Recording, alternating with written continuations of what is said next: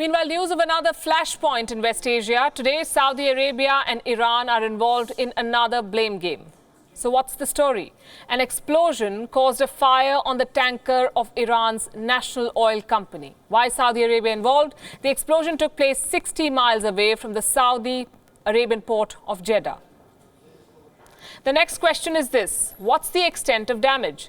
Reports say the ship's two main storage tanks have been damaged. Iran's media has blamed Saudi Arabia for the attack. Saudi Arabia has denied it. Iran's foreign ministry says that the vessel was targeted twice. It has also issued a warning without taking any country's name.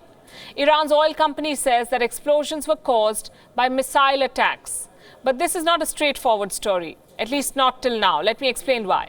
Point number one, Iran's reaction has several inconsistencies. The state media that said attacks happened in another vessel, and then it was clarified that the tanker was attacked. Another tanker, in fact, was attacked. As we speak, both these tankers are in the Red Sea.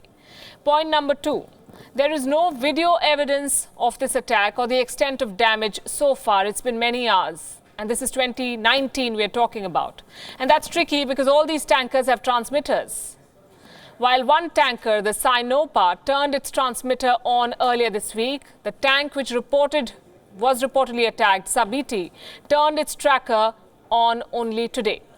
And the pictures that were transmitted showed no signs of damage. This story seems straight out of an Agatha Christie whodunit. What's the impact then? Ever since Saudi Aramco's oil tanker was hit by an explosion due to a drone attack, Iran and Saudi Arabia are spoiling for a conflict. If this explosion is for real, expect Iran to ratchet up tensions with Saudi Arabia, and that's not good news for the global economy or global peace. The conflict, any conflict between Saudi Arabia and Iran is going to cause more damage. It's one of the oldest conflicts in the world. And if it intensifies, it is bad news. These two countries are both oil-producing nations. Already, Iran is faced with US sanctions, and attacks could cripple Iran's economy. The impact on crude oil prices cannot be overstated enough. Soon after the reports of attack on Iran's oil tanker, Brent crude prices rose by 2%. Oil prices have settled since then, but still prices are up by over 1% due to this. And this is a dangerous trend. After the attacks on Saudi Aramco tanker last month, oil prices have soared. Production saw a sharp reduction. The oil prices had just started to recover, and that could be affected because of this bit of news.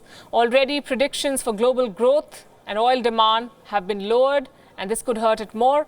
Yet a prolonged conflict is not good for anyone, not for Saudi Arabia, not for Iran, not for oil-important countries like India and China. But conflict seems to be the theme in West Asia, and that's a worrying sign.